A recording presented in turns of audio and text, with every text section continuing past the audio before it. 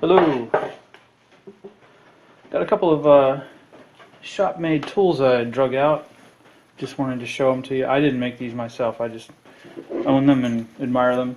So you can guess what they are. This one ought to be fairly obvious. It's some sort of arbor. We'll figure out what. And this one here. See if you can figure out. Any idea what that might be? I need to oil this thing, make sure it doesn't get rusty on me. Alright, so I'll start with the arbor. I like this design. I'll come back and talk about this later. This is what started me dragging these things out.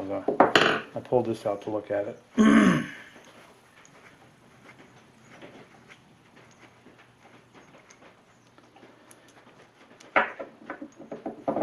This is the way it works.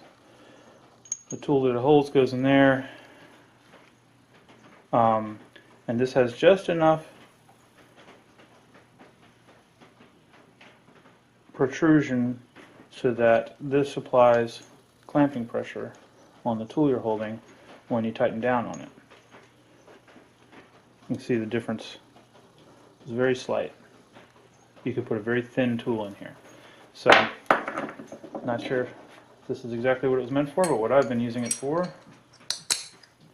slitting saws. It's a, let's see what we got here. Yeah, it's a 1-inch arbor, and that's common size for slitting saws. So I've got a few of these that I bought to go with this, and it's worked great for me. I really like this design, and that's why I brought this out to look at, and I'll tell you why in a minute. I thought that was really well done. It's a 3/4 shaft, so it's easy for me to pop on an R8 collet, and there you go. I'm using a slitting saw. I like it. It's really well done.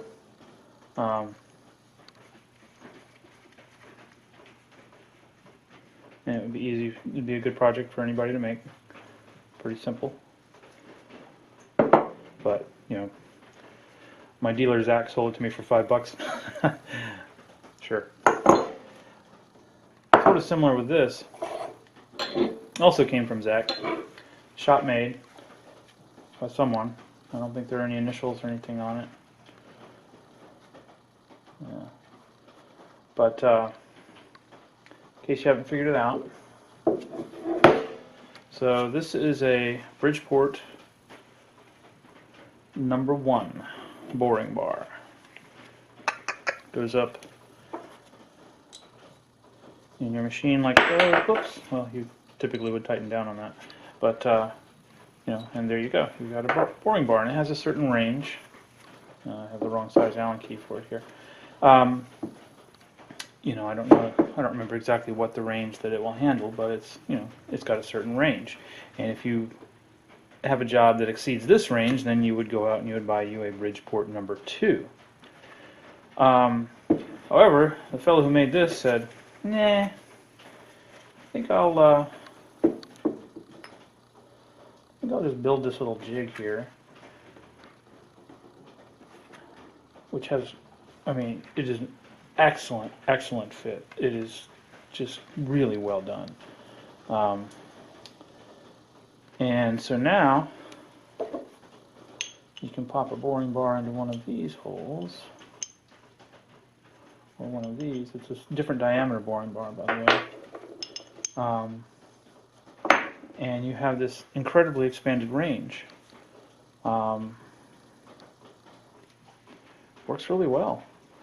So, I mean, unless I get into something that I doubt I will get into, but I mean, you know, never say never. But I don't see myself ever needing another boring bar as long as I have this combination here. And so I'm really happy with it, and I'll get that apart later. So back to the reason I drug this out.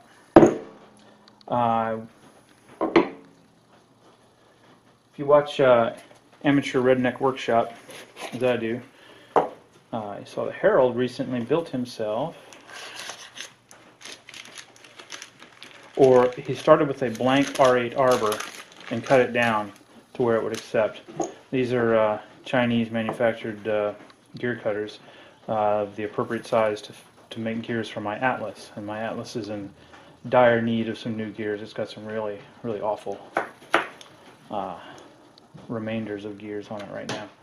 So he took an R8 blank arbor to where it just had a machinable soft stub on the end, and he machined that down and put a key slot in it, and he put threads on the outside so that a nut would tighten down on it.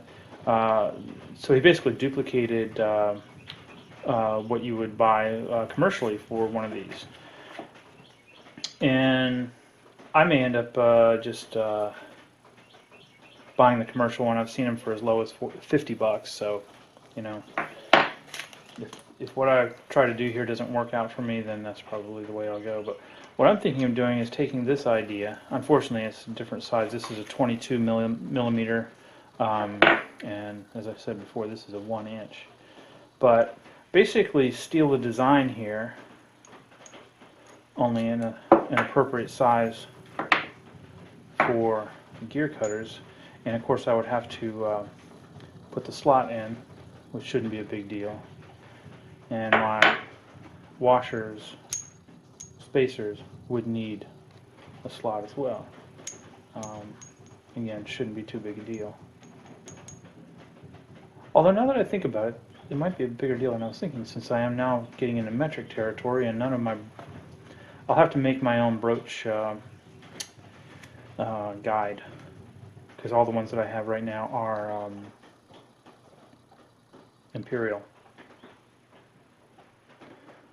But that shouldn't be too difficult.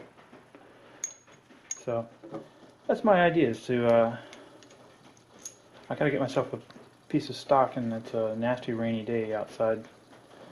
So even though I have the day off today, I don't feel like going to the scrapyard. So I don't know when this is going to happen, but anyway, this was a gift from Santa, and yes, it is Chinese. I bought it off of eBay. The whole set was $75, and unfortunately, if I go to buy a U.S. manufactured one, each individual one of these is $75, and that's just one of those situations where I had to, at a certain point, I can't participate in this hobby if I buy American. That's just the way it is. So, Wong Dong Fong it is.